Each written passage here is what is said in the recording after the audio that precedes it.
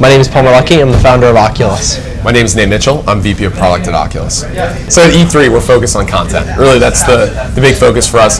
We're showing a series of new demos. They're sort of world premieres on the DK2. So we've got Luckey's Tale, which is a new title that we're publishing with the Playful Group, or Playful Corporation. We've got Super Hot, which is a new game, really exciting game, sort of like an FPS with really neat time mechanics. And then we're showing Alien Isolation, which is a new game by Creative Assembly, published by Sega, and that has integrated Rift support. It's really, really neat, sort of survival horror game. Well, they weren't. None of these are on Share, are they? No. None of these, so we don't pick them out of Share. These are all things that we've been working with the developers on, and actually there's a lot more developers, and we love all our developers. Some of them just didn't quite make it onto the show floor. Some of that's our fault. Some of it isn't. And there's a lot of things, and it's hard to pick the right things to show, and you want to show a mix of very different things to people to broadly represent virtual reality. I mean, we could have showed 4 first-person shooters, or 4 racing games, or 4, just experiences that aren't even interactive, but we wanted to pick things that showed how versatile VR is. And I think all these demos, they were actually done using pilot run units for the second development kit. So we actually we're into manufacturing for DK2, which is on track to ship in July. And we announced that at GDC. We've taken, I think, 40,000 pre-orders for DK2 now.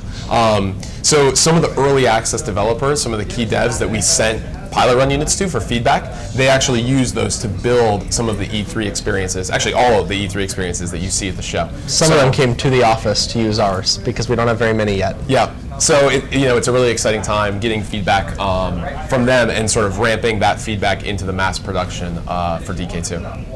So we've had this major focus, like you're saying, on hardware for a long time. You could say a VR focus. A VR focus on hardware and software, really to build sort of the platform and the canvas to enable other game developers to build great content. With the Facebook acquisition, we've actually put a lot more money, been able to put a lot more money into publishing third-party titles like the Playful Teams game. We have a number of other sort of publishing deals in the works, so we're investing more heavily than ever there. And in that same vein, we actually just announced Jason Rubin has joined the company as our head of worldwide studios. Jason, former co-founder of Naughty Dog. That's sort of where this Naughty Dog quality quote came from. But you're going to see Oculus developing first-party content, and we really do want to take the quality level up a notch. So we've been building a lot of first-party sort of different apps and experiments and even little game prototypes internally, but they've been more like initiatives where like Palmer and I might stay late and work on something that we're passionate about.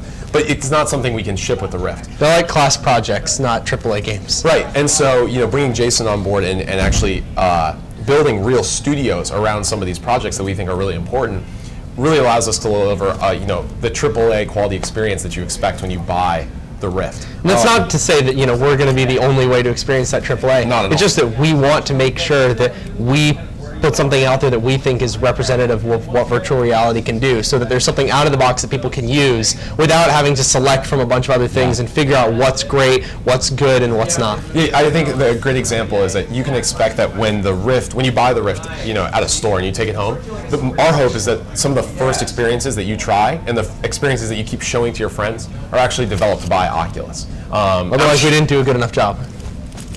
There you go. We've actually got a lot more titles that are all, that we're working on behind the scenes that just haven't been announced yet. I don't think we as much select, like in the case of Valkyrie and with Luckey's Tale, we've worked on them since kind of the very start of these games. So it's not like they come to us with games and pitch us and we select them. It's mostly been working very closely with these people from the start. But I think if you look at David DiMartini, our head of worldwide publishing, and some of the other publishing group people, Aaron Davies, head of developer relations, you got Callum Underwood, one of our other DevRel leads. They've been actually going out into the industry and looking at some of the best experiences, and we've had people pitching us. And sort of the publishing division really is vetting tons and tons and tons and tons of games and seeing where it makes sense for us to sort of carefully place the chips that we have to get the best content out there for not only launch, but creating a pipeline of content that will follow. Well, right? It's not all about the launch. You don't we're not working on things saying, oh, we have to make launch content and then we'll be good. A lot of things that we're investing in and working on will not be ready for launch. They're going to take a lot longer, but that's okay because you want to have a continuous flow of great VR content. Yeah. Some of it is in flux, and there's other things that we just don't have any announcements to make yet. Yeah. We want to make the world's best virtual reality platform. Yeah, the lenses are going to be a lot better for CV1. I don't know if you'd say like the best lens available. There's more impressive lenses in the world of electronics, I guess. Yeah. But they should be the best optics in the VR space. It will be achieved. Yeah, it really is. I mean, we're investing super heavily in all of our engineering and R&D. So if you look, I mean, we announced, Ottman Bin Stock and Michael Abrash joined the company. They're actually heading up the R&D group in Seattle. So there are very few happy coincidences when it comes to VR, except for maybe Lucky's Tale being called Lucky's Tale after Palmer Luckey here. No, it wasn't after me. Right, that was a happy coincidence. But otherwise, I mean, there's a pretty stellar group of people and really engineering talent driving all these decisions home and really trying to make the right choices and right trade-offs for all of these. So we're really focused on nailing the optics for CV1. And I think we did a really good job for DK2, but we think there's a number of improvements that we can make. There are some huge improvements. I mean, DK2, remember, it isn't our latest, most cutting-edge thing. It was designed many, many, many months ago, and now it's finally manufacturing and shipping. But we have stuff even in the lab today that's significantly better. Yeah. What's my input? Well, I like to make input sometimes. Sometimes I roll in from the beach. I'm like, hey guys, how's it going? Got some ideas. It's tough, I think, because especially, well, I'll speak for Palmer for a second, but Palmer is focused on a lot of the R&D projects that we can't talk about. So yeah, I don't know what you can really all that. I mean, it's not like things have changed drastically. It's not like, oh, now we have DK2. Now everyone's doing different things, and everyone's continuing to work on the hardware and the software and everything that it takes to make a good VR team. Actually, our team is not all that narrowly siloed. Everyone gives input everywhere. Like, we have lead hardware engineers making calls on what demos to show, and we have software people making calls on what we are doing on the hardware side. So we try to work as an integrated team because for VR to work properly, everything has to work perfectly together. You can't just make a great piece of hardware and a great piece of software and expect it to all work out. Both teams need to work together perfectly, and that's one of the reasons we work so closely with all these developers that we're publishing the games of, because we want them to have access to us so we can help them make the entire experience great. I mean, if you look at especially the way that Sony and Microsoft are approaching things right now, with the push on the indie side, like, I've never seen so many indie games in an E3 press conference as, what they showed at Microsoft and Sony's conferences. So I think, the whole industry, you're seeing this major push on indie, and I think it's aligned with sort of the changes that we've seen in self-publishing and digital distribution, and basically the ease in creating a game with incredible game engines like Unity, CryEngine, Unreal Engine.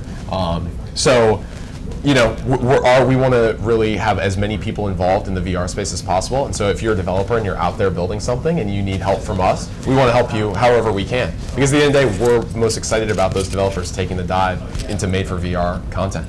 Also, if it's not good, people won't want to buy our thing. So they have to. No, simple answer, yeah. If we make it good, people will know it's good and they'll buy our thing. Yeah. And we're not going the Sony route. Yeah. I mean, we want to have an ecosystem and a platform where, again, anyone who wants to develop content and sort of build an experience for the Rift can do so. And that's why we've made DK1 so open and available to anyone, because a lot of developers aren't traditional developers now. They're indies, and an indie developer studio might be one guy in his garage who's never made a game before. And those are the people that are making really incredible games. So you don't want to lock them out and say, hey, you got to be a big company, you got to pay a bunch of money for a dev kit. We want to make it easy and accessible for anyone to make virtual reality games. Yeah, I think we have one of the best communities in the industry, and if you look at Oculus Share, for example, we have like 190 some games on Oculus Share that you can go try right now. And that's just Oculus Share. Like, a lot of people don't even bother necessarily putting it on Share. Plus all the experiences like that we're showing at the show, for example, or some of these things that are in development, which aren't none of them are on Share, right? Because they're going straight to market. So it's pretty incredible to see what people have done, and I think we would have never had that sort of momentum in the VR space without being really open about how we've done things. And I think you'll also continue to see us do more really open things, whether it's open sourcing hardware like we did with the latency tester, or open sourcing potentially more code. We want people to be able to see what's good and what's bad, and that's one of the reasons that we want to make experiences that go with the Rift. It's so people can see where the bar is set. Say, this is a good experience. I can tell this is good, and we want that to be people's first exposure to virtual reality. Yeah. There's always going to be bad games. We can't stop bad games. That would be a real innovation. But it doesn't happen on any system. I think every system has bad games except for the Virtual Boy. Yeah.